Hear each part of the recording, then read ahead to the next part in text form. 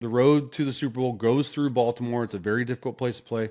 I want to see you get to there, and I want to see you win it. The Bills Mafia and all that stuff. Oh, they jump on tables, their lives on fire, they throw ketchup on themselves, laugh, joke. They're great fucking fans. Okay, they are great fans. They are great for the game. Their passion for that team and that city, it's like a college situation.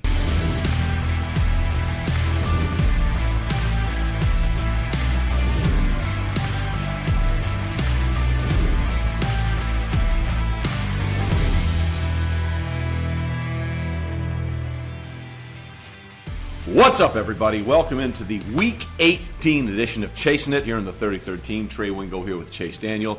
And Chase, we had a lot of things clinched last week in the NFL, but there's still so many tentacles and things up for grabs. It's really going to make for a wild final weekend of the regular season. Dude, it's wild. And you said Week 18. Have we really done like 8, 19, 20? Is this our 20th show? Because we did a couple something before. Like that. That's wild. Yeah, something like that. Right? Yeah. Time flies when you're having fun, man. It's been a hell of a year for sure. Like honestly, in all my years playing professional ball, and it was 14 years, I don't think I've ever seen a more crazy like scenario between AFC, NFC, who's getting in, what needs to happen. There's ties involved. I was involved in almost a tie game a couple of years ago in 2021 at the Raiders. Against the Raiders. When all we needed to do was tie to get in. There's some scenarios like that. We'll get into it, but it's just it's crazy to me because the AFC is, in my opinion, pretty stacked, like top to bottom, like 1 through 7, and then the NFC is stacked as well. But there's some like 500 teams, sub 500 teams in there. The Cowboys not playing so hot. The Eagles have lost 4 out of 5. The Rams seem to be like one of the hottest teams. Packers win and they're in. There's so many different scenarios. And the NFC has 11 teams, right, that could possibly make it. Really 6 teams that could possibly make it. But it's a wild Week 18. And when I got the show note on like all the different scenarios, like we'll break it down for you, but it's insane. Yeah. Well, the crazy thing about the NFC, and we'll get to that in a minute, is it's all those teams are vying for one spot because we like whoever the Cowboys and Eagles doesn't win the division, they're going to be in as a wild card. We know the Rams are already in as a wild card. So all those teams are fighting for that final playoff spot. We'll get to that in a minute. But to me, the most fascinating thing about all of this is what will happen on the final game of the regular season when the Buffalo Bills will take on the Miami Dolphins in Miami. Miami just got spanked by Baltimore when they clinched the entire thing. And the scenarios here are off the charts. Buffalo could be the 2 seed, they could be the 6 seed, they could be the 7, or they could be out of the playoffs entirely. And that's obviously, as soon as we saw those sort of possibilities exist, we knew that was going to be the final game of the regular season. We knew that it was going to be there. Yeah. And what's amazing about Buffalo is that, outside of Baltimore, they're playing as well as anybody in the NFL right now. And so the idea that they might not make the playoffs is crazy, even though when they were 6-6, they only had about a 15% chance of making the postseason, but they reeled off 4 straight wins. Some of them good, some of them nail biters. That one against the Chargers, I wouldn't put it in the hanging in the lube, but it was what they needed. But here's the crazy scenario for me, all right? Buffalo wins, they're the 2 seed, they win the division. If Miami wins, Buffalo makes the playoffs. The biggest scenario is that those 2 teams will meet again next week in Miami. But the possibility of Buffalo not making the playoffs, and this is fascinating to me because it has nothing to do with what they can do, right? And those games, 2 of those games are taking place on Saturday. You have the Pittsburgh Steelers taking on the Baltimore Ravens. And Pittsburgh needs to beat the Ravens. And then as long as the next game, Houston and Indy, doesn't end in a tie, as long as someone wins that one, and then Jacksonville beats the Titans, then Jacksonville beats the Titans on Sunday, and Buffalo would need to win. Like if Pittsburgh beats the Ravens and Houston and Indy don't tie, which I don't think is going to happen because they're still fighting for a playoff spot, and I guess it could go to overtime and whatever, but that would be insane. And then you have Jacksonville. I think Jacksonville should take care of Tennessee.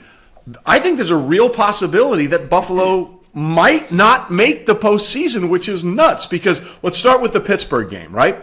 Baltimore's clinched everything. There's no reason for them to play. And I know people say, well, they didn't play anybody in 2019 when they went 14-2, and then they lost in the divisional round. And that's true. And that was Lamar's first playoff experience. That was a very different team. I think when we're taping this, by the way, John Harbaugh has not made his decision about what he's going to do. But I think he's going to rest a lot of his players. You think he's going to rest a lot of his players, right? Yeah, look, we were in a scenario like that even last year. So this is what I draw from and different teams and different philosophies and different coaches. That takes precedent, right? But when I was in LA Chargers last year, we went to Denver in a game that we knew right before we kicked off. Okay, we knew that we were locked into the 5. We could have been maybe the 4 in that year, and we could have been like the 7. Or sorry, no, we could have been the 5, or we could have been the 7, and that's a big deal depending on you don't want to go in and play the 2 seed. But we decided not to rest our starters. Brandon Staley decided not to rest our starters. Mike Williams broke his back. Yeah. And so when Mike Williams broke his back, that was a very difficult situation, man. We went down to Jacksonville. We needed him in that second half, and he wasn't there. And so that's the scenario you got to play as a head coach. Like, if you actually go into a game and you're not resting your starters for a game that doesn't mean anything, and you have some injuries that creep up into your scenario, like, that's the biggest deal for me, is you got to make sure that if you play your guys, maybe play them a quarter. Like, go take them through the pregame warm-up, take them through the pregame routine, act like know that they're going to play, because mentally you have to go to a place. You don't want to rest your guys for 3 weeks. Like, I'm not all in on that. But at the end of the day, you got to weigh, like, playing well and maybe just getting, like, even it's like I would treat it as a preseason game where you're playing the starters. Go 10 to 20 plays, 2 to 3 series, and then get them out of there. Let the starters rest. And at least they actually went through a whole week of practice and got ready to play. That's how I would go about it. And you even look at the NFC side, and we'll get to that. But I'm saying, like, San Fran and Shanahan, Debo pretty much came out and said, like, we're playing. And so it's all based on the coaching staff. But if they don't play, but getting back to your point, if they don't play their starters, like, Pittsburgh's, I think, going to win. Like, they're rolling. Like, they gotta win to have a chance to get into the playoffs. Yeah, and by the way, right now the consensus line on that game is Pittsburgh by -4, which means a lot of the people think that the Ravens are going to rest their starters. And there's some issues with Baltimore, and we'll get to the Pittsburgh side of it in a minute. But, like, over the last 2 years, I'm not sure there's been a team more devastated by injuries than the Baltimore Ravens, right? And so, like, if you're John Harbaugh, you to your point about Mike Williams and breaking his back, I remember when that happened. You have to think about that. But this is what's really interesting, and I'd love to get your opinion on this, because when you say we're going to rest some players, you can't rest all your starters, right? That's not possible, because you only got 53. You got 53 guys, right? So you can't rest everybody. So take me through the dynamic of what it's like in the team going up to that week when you hear we're going to rest some starters, and you know that some of those starters are going to play and some of those starters aren't going to play. How does that work in the locker room? Is there any sorts of, like, well, why is he not playing but I got to play? Does that ever creep into it? Oh, 100%. Because every veteran guy, like, wants to be off, but you got to look straight up at the depth chart. There's 46 guys, right, that are on an active game day roster. And so when you look at it from that perspective, there's some scenarios where we've been in and they've, rested maybe a rookie who's been playing really well, but then a 10-year veteran at left tackle is a starter and is a mid-level guy, and they're saying, hey, you got to play. He's like, well, why? I'm like, you can only dress 8 linemen. Yeah. Like that, you can't use anymore. And obviously you're usually dressed 2 quarterbacks. So that comes into, like, if the starter's only going to play 10 snaps, say Baltimore, then you need a 2 and a 3. You don't want to put, like, but we figured that out now with the way the rules are now with the reserve quarterback that doesn't count against the active roster. But my issue is, how much is that talked about in the locker room? Like, I do think Harbaugh's going to rest his starters, right? So I think that how much is that talked about? Like, is there tension about that in the locker room? I don't know if there's tension, but I would say that, like, the teams that I've been on, at least that's what I can draw from experience. When we have rested our starters, like, the coach hasn't really said.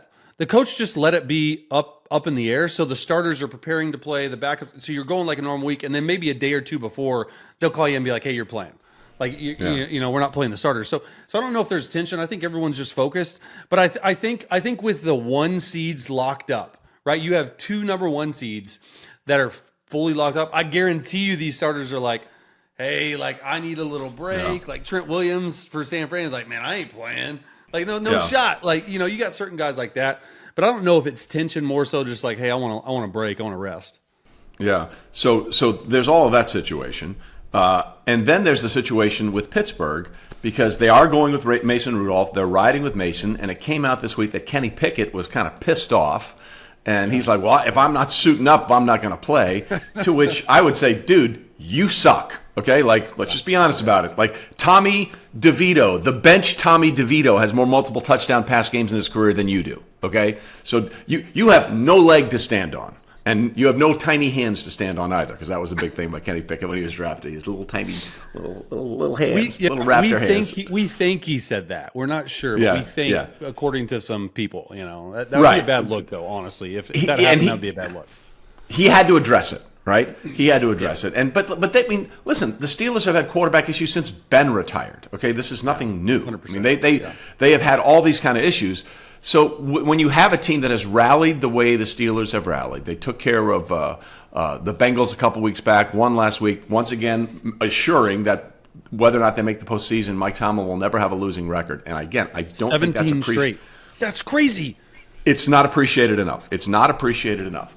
So what is the mindset of Pittsburgh now going into this game, dealing with these rumblings, for lack of a better term, of what may or may not have transpired with Kenny Pickett? Yeah, I honestly think that's so far in the review because call it what it is. Like Tomlin didn't say it was a benching, but he straight up he benched Kenny Pickett because Pickett lost his job due to injury. He obviously that tightrope surgery, whatever. He could have played. I've heard he could have played last week. He could definitely play this week. But why would you bench Mason? Like 2-0 as a starter. They're averaging over 31 points a game in those 2 games. It's the best the Steelers offense has looked in a few years. And we were all in on Trubisky early in the year. And look, Trubisky played, got benched, whatever. But Mason's just sort of sitting around like, hey, man, just give me my shot. Just give me my shot.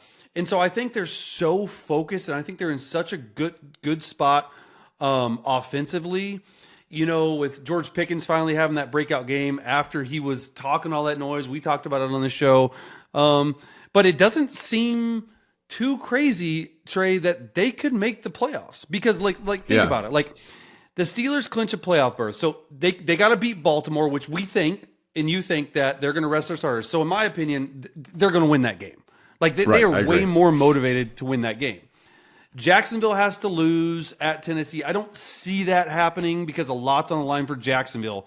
Or if they won at Baltimore, the other scenario is Buffalo loses at Miami. That could 100% happen. With the way Miami's coming off the game, Buffalo's running the football, they're going to play keep away from Tua. And then they're in. They're in. They got to focus on what they're focused on and then wait for, I think it'll come down to the last game of the year. They're going to be around the TV watching once their game ends. Like, hey, all right, it's not in our hands. Like, Buffalo has got to get beat by Miami. So, I don't know. It's a wild time, man. Okay, so we both think Pittsburgh's probably going to win that game, right? Let's just deal with that. We think Pittsburgh's going to win that game. All right, that's the first Saturday game. The other Saturday game is the Houston Texans taking on the Indianapolis Colts, and this is crazy as well because Houston can clinch the AFC title with the win. That's all they need. They can clinch which is amazing. Like when you think about the turnaround. And the injuries and having C.J. Stroud out for a year, no Tank Dell. He's been gone since right around Thanksgiving. Yeah. I mean, it's an amazing job. But now they can also the Texans can clinch a win if Jacksonville loses or ties. So they either need to win against the Colts or have Jacksonville lose or tie. The Texans can also clinch a playoff berth with a win or a Houston tie plus a Jacksonville loss plus a Pittsburgh loss or tie. So then it gets crazy. Just win. Yeah. But the bottom line is this. The bottom line is this for the Houston Texans. They win their division. The same thing happens for the Colts. The Colts can clinch the AFC South, but they need a win plus a Jacksonville loss or tie, or an Indianapolis tie plus a Jacksonville loss. So both of these teams, the Colts and the Texans need to find a way to win. So what do you think is going to happen in that game between these two, the late game? That's it. That's at Indianapolis. Houston at Indy Saturday night. What do you see happening? I mean, that's a hard game to pick, man. Like, because it's truly like a win or in. Like, yeah, there's some different AFC South scenarios. Like Houston, you win, as you said, you win the South. Colts, right. You win, you're in no matter what. Like, forget about hosting a playoff game. You're in if you win. So it's wild to me that games, and this isn't talked about enough. The NFL is an 18-week season. You play 17 games. It'll eventually go to 18 games. But like the schedule makers, there's always drama in week 18. There's always division championships and division champs crowned in week 18. There's always teams that are winner in and they go home. The agony of defeat, the thrill of victory, all these things happen. But to get to that point, I like Houston. I have loved Houston really since CJ started balling, and I've studied their defense a lot lately. I think their defense is a little bit underrated. They were hurt up front a little bit. They're getting healthier, and just what CJ's able to do with the receivers that he's had and all the injuries, Tank Dell obviously.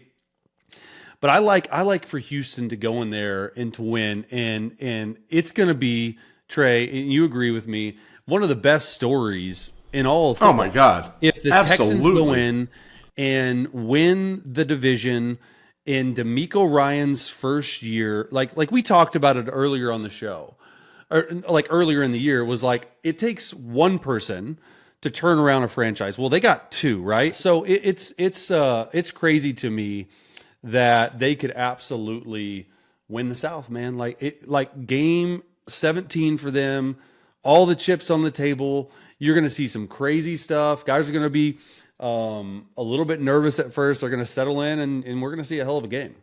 All right, real quickly, because it's so confusing and there's some misinformation out there. The situation for the Houston Texans is not win and they win the South. They can win the game and get a playoff berth. Houston clinches a playoff berth with a win. That much we know. But for them to win the division, they need to win and have Jacksonville lose. So that's the situation. So in the AFC South, the only team that really controls the destiny to the division title is Jacksonville. Jacksonville wins against Tennessee, they're in. Houston wins, they're in the postseason, but for them to win the division, they need a loss or a tie for Jacksonville. And Indianapolis can clinch a playoff berth with a win or an Indianapolis tie and a Pittsburgh loss or tie. So it's a little crazy. So that game is win and get in for Houston and Indianapolis, but the division title still for Houston means that something else has to happen. So who do you like Houston in that game, right? I like Houston, yeah, and still it's a hell of a story regardless if they win the South and Jackson, even if they don't win the South. Like the fact that them getting into the playoffs and it all coming down to Week 18, to me, that's what's most important. Is like you play all these games. It takes two people to turn around a franchise. You got that in CJ Stroud and DeMeco Ryans for the future. The future's set, man. Like you got your quarterback, you got your head coach, you can build around it. They thought it was a rebuild year. Not so fast, man. Like you're you're in, but I do like Houston Texans going into Indy and winning that game. Yeah, listen, Gardner Minshew's been phenomenal for them ever since Anthony Richardson, left after the third or fourth game. He couldn't finish a game. But I do feel like there's some mighty mo going with Houston right now, and the way C.J. Stroud has played this year has been unbelievable. I also like Houston getting in their scenario. All right, so but that's them getting in. Do we think they're going to win the division? I think Jacksonville's going to beat Tennessee. Like Jacksonville went on the road. Jacksonville went on the road and cost David Tepper $300,000. I mean, drinks are expensive in Carolina. I mean, that's a lot of money for a drink. That's a lot. Yeah, that's a lot of money. But like, there's another thing too that like during the time of this taping, like Jacksonville, Trevor Lawrence is like limited in practice. We're filming this on a Wednesday, and so his shoulder injury, his ankle injury, like all that comes into play. I would imagine that he's not going to miss this game, but you saw the Vrabel press conference. And he's not mailing anything in. And that can be, we have to talk about it because that can be a dangerous team. They have absolutely nothing to lose, right? They're going to pull out a fake punt, a fake field goal, double reverse pass, like all of this stuff. And it's a division foe. And if Trevor Lawrence, even if he plays, if he's not 100%, like I think this will end up coming down to a close game. The good news is for the Jacksonville Jaguars, they get Christian Kirk back. They were almost unstoppable the first 9 games of the year with Christian Kirk. He is probably the most underrated player on that team, and it hadn't been talked about enough because they've just, Trevor, it was his like safety valve. He was going to him all the time. Like I'm like, he was always open. Hadn't been that way, right? He had to get to Evan Ingram, all these different guys. And so they activated his window, so I expect him to play. But the biggest thing is, can Trevor Lawrence gut it out enough in a win, and you win the division and you're in? I don't know. I mean, I don't want to just like gloss over like, oh yeah, they're going to win, because it is week 18, and those scary teams are the teams that have nothing to lose at all. And that team to me is Tennessee.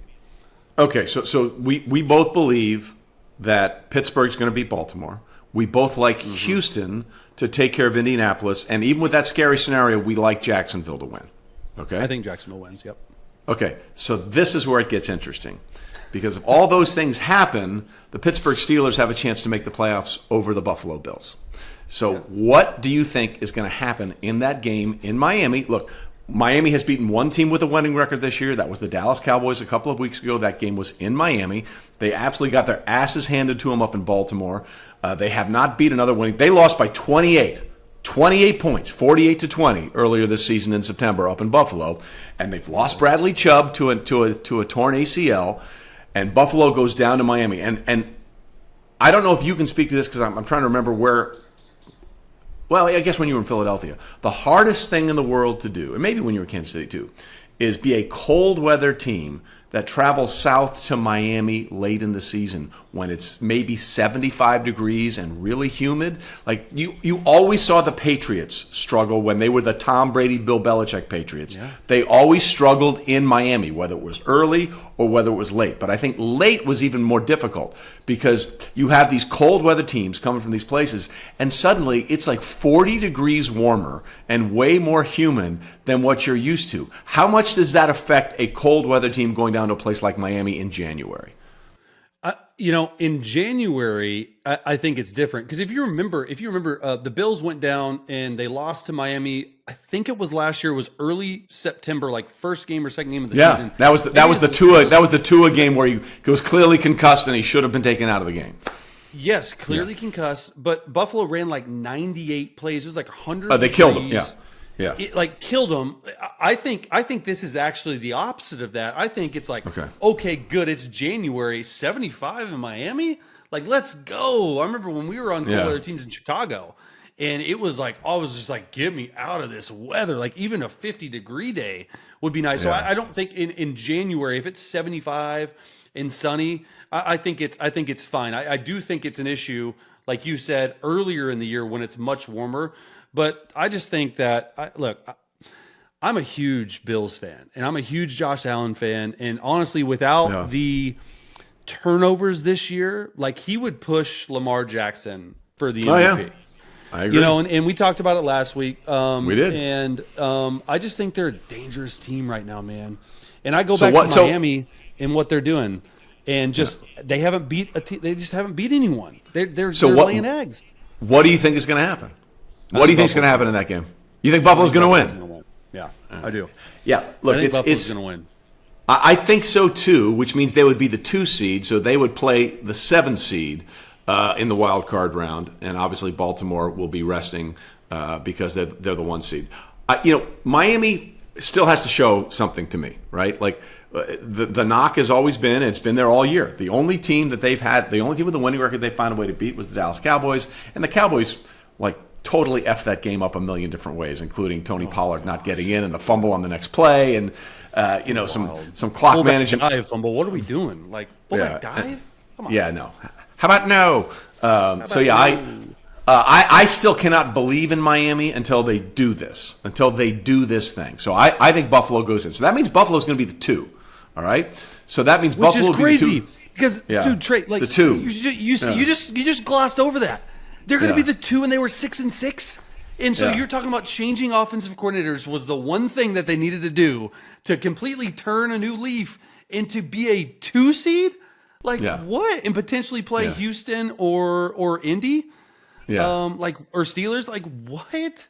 Like that's just the turnaround does not need to be glossed over. I know we've talked about it last week. We talked about because it is a good story, but you're like, oh yeah, but I just can't believe I can't believe the turnover. Like credit to Sean McDermott and what he's been able to do, man. Like he had a vision in mind, and it could have went one or two ways. Like when it could have been like, oh my gosh, we're down the drain, and it's gone the complete opposite, which has been really impressive to me. We are clearly not very smart. So we had to take some time to figure this out. So in our scenario, that we have all these, the way this played out, just so everyone knows, if everything goes the way we think it's going to go, obviously Baltimore is 1, Buffalo would be 2, Kansas City's locked in at 3, Jacksonville would be 4, Cleveland would be 5, Miami would be 6, and Houston in that scenario would be 7. Houston is 7. Houston has to win to get in. They can either win the division, they're in, losing they're out. Yeah, yep. Losing they're out. But they can either be the division winner, depending on what Jacksonville. But if they win, they're in. So that's the AFC. Yep.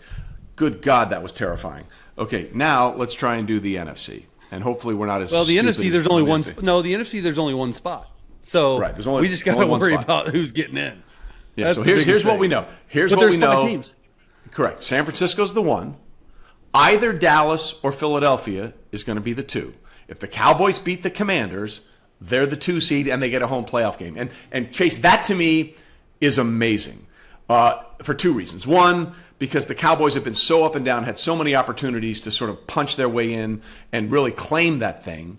But they only are going to get a chance to claim it because of the refereeing on the game against the Lions and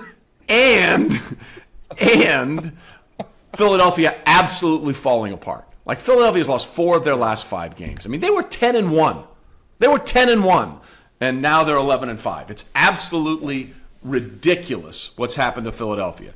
So that, but then it gets really crazy, okay? Because the 3 in the NFC is going to be in that scenario, the Lions would be the 3. Okay, so let's start here. Okay, San Francisco's in. All right, so Dallas is playing the Commanders. Do we think Dallas is going to beat the Commanders? Yes. They better. Okay, I agree. I think the Commanders are terrible, and the Cowboys are a much worse team on the road. We all know that. But with everything in front of them, and to get a home playoff game where they've won 16 straight games at home, longest active streak in the NFL, second longest streak in Cowboys franchise history, next to 18 straight in the late 70s and early 80s, they need to get a playoff win at home. So they have to. Despite Mike McCarthy's inability to manage a clock, which we will talk about in a second here, which was disastrous, and the refereeing bailed his ass out. I believe Dallas wins, and they're the 2. You're with me, right? Dallas wins is the 2, right? Okay. Yep. So then we go to the 3, and that's going to be the Lions. I think the Lions will claim the 3, and whomever wins the NFC South. And again, I was ready to talk about the Bucs and be happy for them. They could have won the division and made sure someone from there had a winning record, but no, they're still going to win. They're beating Carolina, bro. Okay, so fine. So we'll give Tampa Bay the 4. They screwed up. I agree. Like the Saints embarrassed them. Let's be honest. Like the Saints embarrassed them, but look. It's Carolina we're talking about. Like the Bucs are going to be the 4. Okay, so then we have Philadelphia would be the 5 in that scenario. Yep. Philadelphia would be 5. We know the Rams are in. They've already clinched. We just don't know whether they're going to be 6 or 7. So then all these other teams. This is Green Bay's scenario. They beat the Bears, they're in. The Packers beat the Bears. Yeah. They control their destiny. Do we think the Green Bay Packers are going to beat the Chicago Bears? I don't know, dude. I don't know either. We'll talk about Justin Fields in a second, but ooh, where's that game at? Okay, because I think that game is at Green Bay. Because remember, I think the first game of the year was Jordan Love went up there and continued Aaron Rodgers' ownership of the Chicago Bears, if I'm not mistaken. That's right. Yeah. Honestly, this is going to sound weird, but I think the Bears are like one of the top 10 hottest teams right now in the NFL. They are playing, and I think Justin Fields is a top 10 quarterback right now with all the backups, like the way he's playing, and we'll get into that. I don't know. I mean that to me is a true toss up. I don't want it to have come down to one guy, but if Jaden Reed plays for Green Bay, I think that dude is special, truly special. Like what he's been able to do and what Jordan Love's been able to do, that's just I would love to think that Matt LaFleur and Jordan Love in a year that everyone thought they would not make the playoffs, yet even have a winning record. They control their own destiny. They're one of 3 teams that control their entire destiny in the NFC. Like, all you got to do is win. I can guarantee you right now, though, the Bears, dude, they ain't going to make it easy. They're in there. They're in there celebrating a win against Atlanta, smoking cigars. Yeah, they're chanting, "We want Fields, we want Field." Like, they're feeling Club Dub right from your days back up there with Matt Nagy. Club Dub, man, swag surfing, dude. That's what we were doing. It was like old school. So I don't know. Like, I don't know. Like, what do you think? Because that game to me is hard to pick. Yeah, I think I'm going to go with Green Bay, but I wouldn't be shocked. It would not. It wouldn't be like Arizona beating the Eagles in Philadelphia. Like, that was one of the more shocking results of the entire season. So okay, so I think we both agree. We both think. Let me put this. We both think Green Bay is going to win. Right. So that's the entire playoff picture. Then Green Bay is 6 and the Rams are 7, or Rams are 6, Green Bay 7. I can't remember because they were ahead. I think the Rams. But here's a crazy thing though. Like, if they don't win. Well, let's do this. That's the fun part, right? Let's do this. Yeah, if they don't win, Seahawks will clinch. All they got to do is beat Arizona. Yeah, the Seahawks will be in if the Bears beat the Packers. That's crazy because the way Geno's been playing hadn't been great as of late, but they're still alive. The Vikings scenario, I don't even want to talk about it because it's stupid. They're not beating Detroit. I don't think the Vikings are in. Sorry, you got 4 quarterbacks you're playing. You're not in. And Detroit still has the potential to be the 2 if Dallas shits the bed against the Commanders. So there's something to play for the Lions. It's not like, well, we're locked in. We're locked into the 3. They're playing their starters, so they have something to play for. Crazily enough for me is that the Saints can get in and not win the division. The Saints are 8-8, and they can get in without winning the division. Their wild card scenario is they win, Seattle loses or ties, Green Bay loses or tie, and then New Orleans ties, and Seattle loses and Green Bay loses. Those are the 2 scenarios for them. I don't think it's going to happen because I don't think it'll happen either. But I've seen crazier stuff happen, Trey. The Saints need to even clinch a playoff berth, even if Tampa Bay wins, so they're not winning their division, which is crazy because you're going to be 8-9 clinching a playoff berth. All you got to do is beat Atlanta. Or you'll be 9-8. Green Bay lost to Chicago, which could happen, and Seattle lost at Arizona, which honestly could happen because what did Arizona do to Philly last week up in Philly? They're hot too. So it is in the NFC. We're vying for 1 spot. Yeah, and there's all 5 teams teams for 1 spot. Yeah, and it's literally going to come down to the very end of the day on Sunday. Yeah. Okay, so now let's do this before we move on to something else. This is of the 2 Super Bowl teams we saw last year, Kansas City Chiefs and the Philadelphia Eagles. Are you more concerned about Philadelphia right now, or are you more concerned about the Kansas City Chiefs? Because let's be honest, the Chiefs receivers are horrendous. They are horrendous.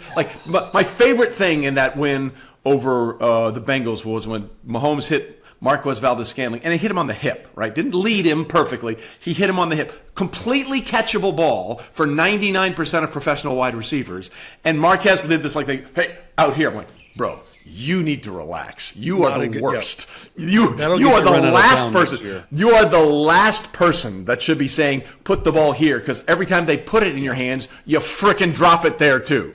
So my question is, are you more concerned about the Chiefs at this point with their obvious flaws, and clearly the idea of potentially Matt Nagy being a successor to Andy Reid has hit a massive speed bump because that offense is nowhere near what it was a year ago, and you're not going to tell me Juju Smith-Schuster was the only reason that it's that much different. Or are you more concerned about the Eagles, who have completely lost their entire identity? The Eagles, 100%. There's a couple different scenarios why, or reasons why it's the Eagles that I'm most concerned about. The number one reason is the fact that, look, dude, it's the Chiefs. They come to play in January and February. They get in, they're the 3 seed. They're going to rest Mahomes. Mahomes is going to, they're starting Blaine Gabbert week 18. They're going to get rested up. They're going to Blaine Gabbert from. Missouri, baby. There you go. Let's go. There you go. I had to drop that in there. Was waiting the whole show. Only took 40 minutes in. No big deal. You're welcome. And the Chiefs, like, I mean, dude, they've been to 5 straight AFC championship games. Like, they're going to win a playoff game. They're going to go on a road. Yeah. And I like their pedigree better. Okay. Yeah. And the second thing is I trust their defense much more than I trust Philly's defense. And what wins in playoffs, even with a good quarterback, a good run game, which I think Philly has, but a better defense. Yeah. And I think Philly, without a doubt, is got the most disastrous 5-6 game stretch of defense. You're switching defensive coordinators in the middle of the season. You're going to Matt Patricia, who was coaching offensive line and calling offensive plays last year for the New England Patriots. Like, what are we doing? Nick Sirianni's getting asked in press conferences, do you have any fear of losing your job? What? Which is insane. Which is insane. Like, let's be clear. So it's imploding there. It is imploding. Okay. Like it all started with Dom, man. That game when Dom was getting into it, everything then has been downhill. Let him back on the sideline. And for the playoffs, he gets to be back on the sideline, just FYI. But I definitely trust KC more. Yeah, I think so too. With all their flaws, I've seen it happen. Like, I've just seen it happen. What's weird about the Chiefs, by the way, I'm assuming they're going to win their first playoff game. I'm assuming that's going to happen, which means they've been in the playoffs every year. Well, they've been there. They won it 8 straight times. Only the Patriots run in the AFC East of 11 straight division titles is longer in the history of the NFL. So they won that division 8 straight times. But Patrick Mahomes has been the starter since 2018. He has never played a road playoff game. Every single one of his playoff games has either been at Arrowhead or what's called a neutral game, which is the Super Bowl. He's been to 3 of those. He has never played a road playoff game. So that's going to be fascinating to me if they win their first-round matchup to see Patrick Mahomes on the road. That's the thing, though, okay? In the scenario we had, if Buffalo actually loses but gets into the playoffs, they're the 6th. They're the 6th, They would go to KC. What happened when they went to KC? So it's not just a shoo-in that they would win, but I agree with you, and I just want to make sure everyone understands. Like, it could be Buffalo that they're playing in the first round. And Buffalo seems to have their number. Yes. Well, Buffalo has never lost a regular season game at Arrowhead and never won a postseason game at Arrowhead, which is also fascinating to me. Like, they've never lost a regular season game at Arrowhead, and they've never found a way to beat Kansas City in the postseason at Arrowhead. But in the scenario that we laid out, that would not be the case because Buffalo would be the 2. And in that situation, Miami would be the 6 and go there, which would be Tyreek Hill back at Arrowhead, which would also be a fascinating thing. And speaking of the storylines, we talked about it a little bit, the embarrassing situation with David Tepper. Like, this guy, I'm sure he's a really good hedge fund manager.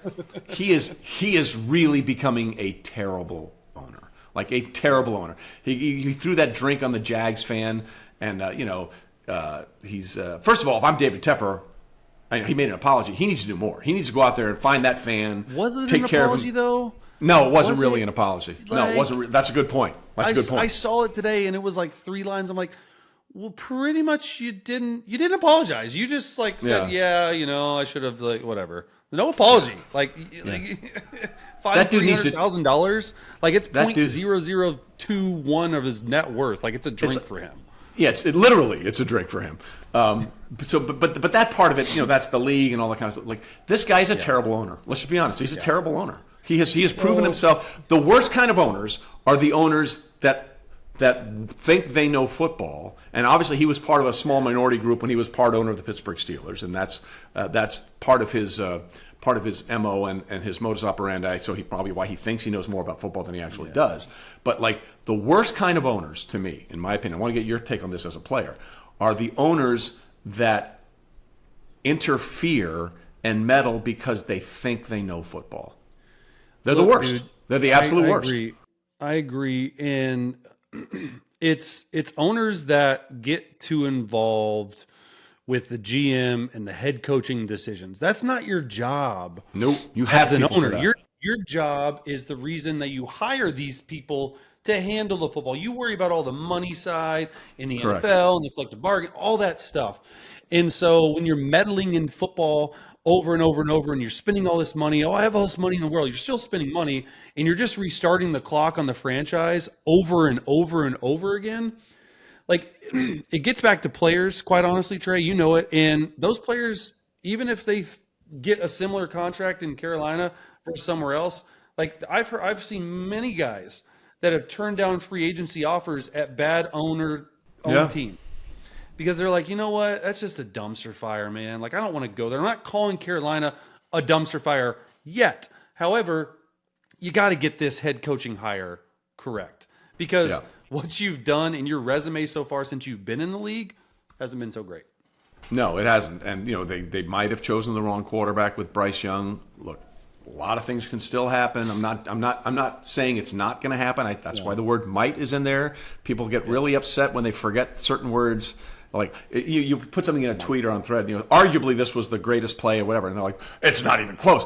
What do you think the word arguably means? Okay, I'm not saying I'm not saying it definitively. I'm saying you could make the discussion and the case for it. You could make the case right now that perhaps they chose the wrong quarterback, and they fired Frank Reich halfway or 2/3 of the way through the season. So the Carolina Panthers are a mess, and David Tepper's got to clean up his own mess before anybody else can clean up the Carolina Panthers. Speaking of things that need to be cleaned up or things that need to be figured out, where are we on Justin Fields? Because the Bears, thanks to the Carolina Panthers sucking, get the number 1 overall pick, and obviously a lot of people are thinking Caleb Williams is probably going to be the number 1 pick in the draft. But let me just say,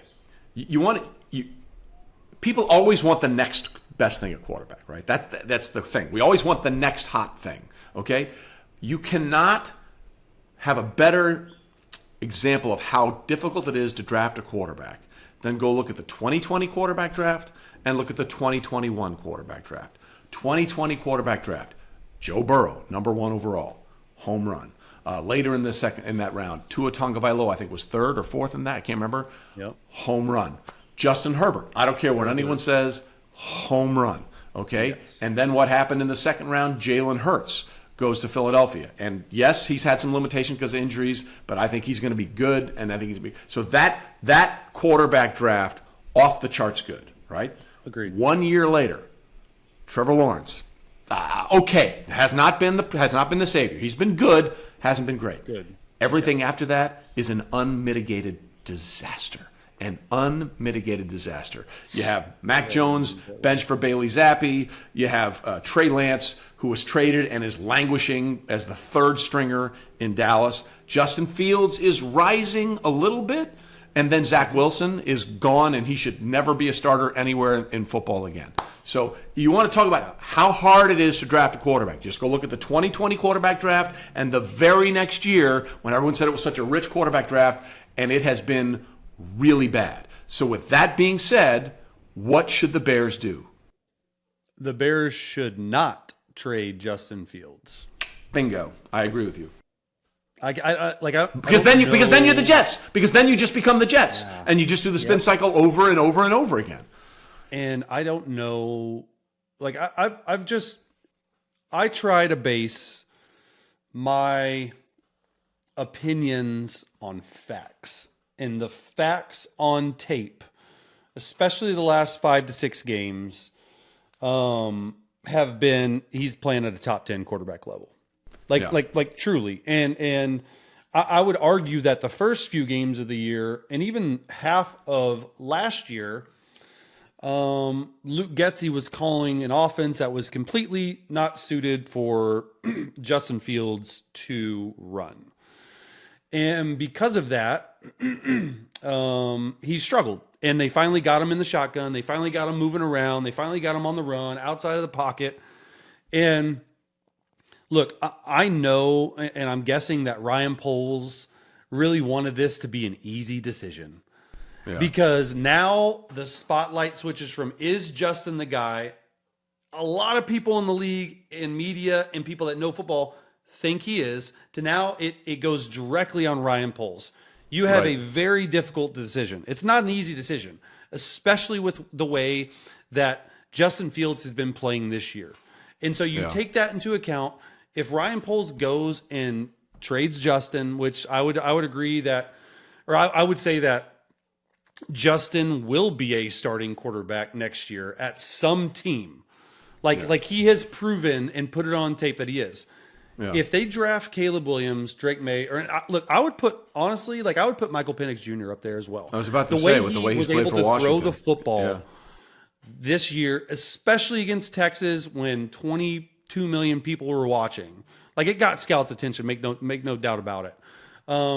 If you draft one of those guys and they don't pan out, and Justin Fields, say he's with the Raiders and he's balling through 6 weeks, and all the Bears fans, or Atlanta, and all the Bears fans are looking at Atlanta or Vegas and saying, well, look what they got. We had to start our clock all over on a rookie quarterback that we have no idea is going to work. The grass isn't always greener on the other side. And we've been on it from the start. And I just try to base it off facts and what I see on film. And to me, his ceiling has always been, in my opinion, like Jalen Hurts of last year. And that's what I said coming into this year. And he's starting to show it because he's finally got an offense around him. If you draft a couple receivers along with DJ Moore, if you solidify that offensive line, you have a legit top 10, 15 quarterback in the league that can make plays with his feet, which I like.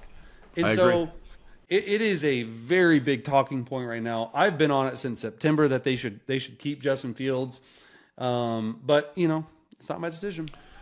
Yeah, I agree with you, and I think the idea, and people say, well, the Jets stuck with Zach Wilson too long. Well, Zach Wilson sucks. Okay, I mean, I want to be clear. I'm not making a character assassination on Zach Wilson. Yeah. He's not a starting quarterback in the NFL. That much we know. That is a known thing. Justin Fields' ceiling and his performance has been way better than Zach Wilson's. Let's just be honest about it. Okay, we're just being honest about it. So I think you have to build around this thing, especially with all the draft capital that you have.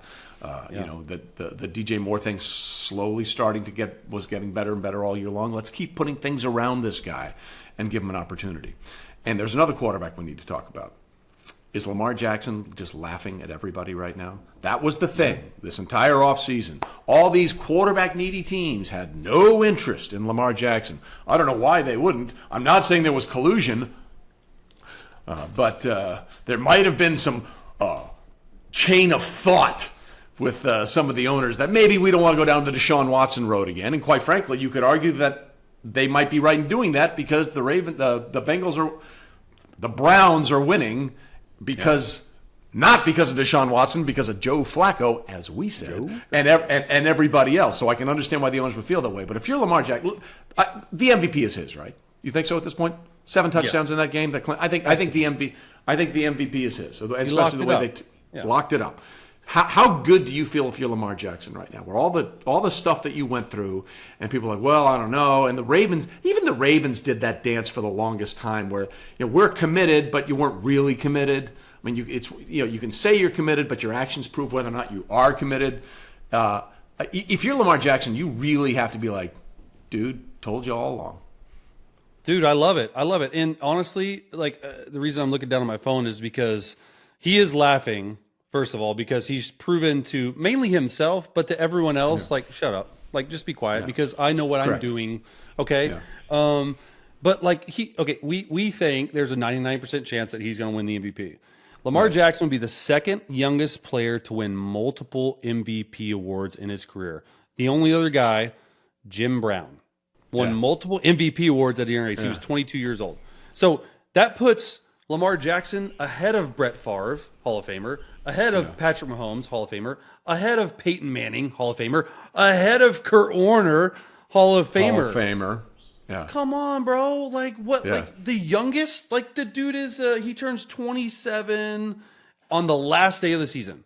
Stetson Bennett, I think Stetson Bennett is the same age as Lamar Jackson. That's one of my favorite things. Or maybe 1 year older. It's crazy. It's absolutely insane. So, and I just love the Trey. I just love the build to it. You would say the first 5-6 games of the Ravens season, the offense under Todd Monken, it wasn't great. The Ravens receivers, we've hit this. They had the second highest drop percentage rate behind the Chiefs, of course, out of all the receivers. So he was getting no help. Everybody's behind the Chiefs. Yeah. Yeah, exactly. And when you actually watched it on film, it was just a little bit of a mess because Todd Monken was trying to figure out what Lamar does well. Right. Now, 1 seed locked up. Now, MVP locked up. now bye week, now home playoffs through the AFC go through. Like, you couldn't ask for a better season than Lamar Jackson is having right now. And I agree. And obviously Zay Flowers has been amazing, and Odell has finally sort of hit his stride. But to me, the most important thing, and why I think he's locked it up, is he lost his safety blanket in Mark Andrews, that tight end. Mark Andrews, yeah. You know, and that was a huge loss. And in that game, I was like, I don't know. Okay, like that was that same game they lost. They lost Mark Andrews, and that was the Thursday night game where the Bengals lost Joe Burrow in the same game. And I was like, oh, this is bad for both teams. Yeah, for him to lose Mark Andrews and still perform the way he's performed and have those receivers come along, that to me, more than almost anything else, showed why he's the MVP, because he couldn't do it the way he's done it before, and he had to find a new way to get it done, and they've done an amazing job. So yeah, kudos to Lamar Jackson. Well, I mean, like even his stats. Like, I think they like quarterback win-loss percentage. Okay, he's first, and these are quarterback ranks in the NFL, because I think this is really important. It's not just like, hey, he looks good. He's had 1 5-touchdown game. Okay, yeah. He's first in quarterback win-loss. He's sixth in completion percentage at 67%. He is fourth in passing yards per attempt, meaning they're throwing the ball down the field. It's not just dink or dunks. That's the biggest part of his game that I think he's improved. Okay, yeah. His pass touchdown to interception ratio is 24-7. That's fourth in the NFL. His passer rating. People thought at the beginning of the year Lamar Jackson, for some reason, forgot how to throw. 103. It's ranked fifth. Rushing yards, obviously, is number one, 821. And offensive yards, 4,500 offensive total yards, ranks third in the quarterback rank. Like, if he didn't win the MVP, something's wrong. Yeah, I agree. And, you know, Brock Purdy had his opportunity to make his case and kind of laid the bed there a little bit. So, no, I think Lamar's got it locked up, and it's got to be a really good feeling for a guy who heard nothing but people say, well, I don't know, we're not interested. Yeah, you think you're interested now? No better feeling. Damn right you should be interested. All right, time for some rapid fires here. This is the first show in 2024. Let's do a New Year's resolution for something. If there's one New Year's resolution for any team, what would it be? The Chiefs wide receivers learning to catch, Kyle Shanahan learning how to close out a Super Bowl, the Ravens doing something in the postseason. What would be your New Year's resolution for one team in specific? I'm going to stick with the Baltimore Ravens, man. Like, look, you're 13-3, got a chance to be 14-3. You got the 1 seed. Like, what better scenario could you ask for? The road to the Super Bowl goes through Baltimore. It's a very difficult place to play. I want to see you get to there, and I want to see you win. Yeah. I want to see Lamar. Like, the MVPs are great, right? Awesome individual award, and Lamar will be the first one to tell you that. Yeah, it's his teammates. He won it individually. The biggest thing that Lamar could do for his legacy and for the city of Baltimore is to win a Super Bowl, man. Like, I'm rooting hard for Lamar and the Ravens for that. I can't fault you for that one. I'm going to go with Buffalo because it's been such a crazy season for them. You know, and we've talked about it on this show, and I said it. You know, I said it when they were about 6-6. This franchise may have peaked, or this version of the franchise may have peaked with 13 seconds left in that AFC divisional game against the Chiefs. And then they fired and changed the offensive coordinator. They got it turned around. I think they're going to win in Miami, and I would really like to see, you know, the Bills Mafia and all that stuff. You know, they jump on tables, they light on fire, they throw ketchup on themselves, laugh, joke. They're great fucking fans. Okay, they are great fans. They are great for the game. Their passion for that team and that city, it's like a college situation. You know, I've talked to Ryan Fitzpatrick a million times, and he said of all the places I've played, and he's played in a lot of places and started for a lot of different teams, it was like Buffalo's not even close. Not even close. Takeo Spikes was the same way. He played for a bunch of different teams. He said the time I had in Buffalo, even when we were terrible, it was the most fun I've ever had playing football. So my New Year's resolution would be the Bills to finally get it done. Get it done and avenge those 4 straight losses of Jim Kelly and Bruce Smith and Thurman Thomas and Andre Reed and Cornelius Bennett and Darryl Talley, Henry Jones, you know, Keith Ballard, all those guys, Pete Metzelaars. Get it done for all those guys. So that would be my New Year's resolution. All right. A social team, if you're watching this, which I know you are, if the Bills lose and don't get into the playoffs, can we cut this out here, what Trey just said about Buffalo, take it out. And put it all over social media? Because that could happen. I'm just saying. But I agree. I like Buffalo. All right. So give me, because you are the king of the backup quarterbacks, Give me the backup quarterback in the year of the backup quarterback. Yeah. The quarterback that impressed you the most, because I think there are two really obvious ones, and I think I'm leaning towards one, but I want to get your take on it. Yeah. This was when I first looked at it, it was difficult, and then the more I thought about it, it was really easy. It's Gardner Minshew. What Gardner Minshew has done was signed to be the backup to help coach and teach Anthony Richardson the offense, everything that was going on. Shane Steichen coming over from Philly, bringing his guy with him, and then him to be thrust into the action and to have the Colts in a win and end scenario. To me, like in week 8, like what else can you ask for out of a backup quarterback? Like the dude's made a ton of money. He's going to continue to be that guy. You said it, I think, that you wish you had rather than your starter at all time. Like, oh, well, let's just bring in Minshew, that type of guy. Yeah. So to me, it's Gardner Minshew. And another guy, honorable mention, I think is Jake Browning. I think he's made himself a lot of money in this league, and I think he's proven to 31 other teams that will need a backup at some point that you can come in and win ball games. Yeah, I mean, obviously they didn't get it done against Kansas City, but he's played amazing, had some amazing comebacks, including that game against Minnesota. Now, he had the terrible game against the Steelers, but everyone's going to have one of those games. Like, everyone has one of those games. So, I mean, that's just going to happen. So, yeah, I'm with you. I think it has to be Gardner because he's just it's just he's the perfect backup because he's never going to bitch about it. He knows his situation. And he also knows that he can get the job done when he's called upon. He knows that he's never going to be the rock star. He's never the sexy choice, but he's the perfect utility player. So I would absolutely have to agree with you. It's Gardner Minshew. All right, a couple of quick ones here. We are the 33rd team, but let's say the NFL decides to expand to a 33rd team. Do they go international, or do they go?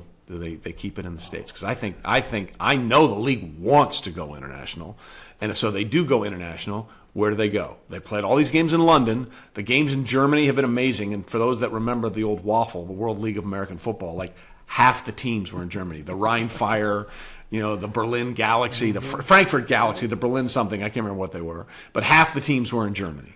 Or do you stay local and put a team in Mexico City because those fans are crazy down there? Yeah, I think you go. I think it has to be in London.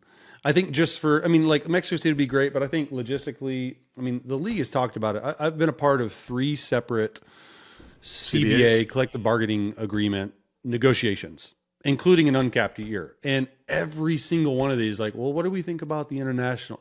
They've been talking about it forever. Like, eventually they just got to figure out logistics, but I think the most sense would be in London. Yeah. Doesn't it make more sense though to have a division there instead of one team?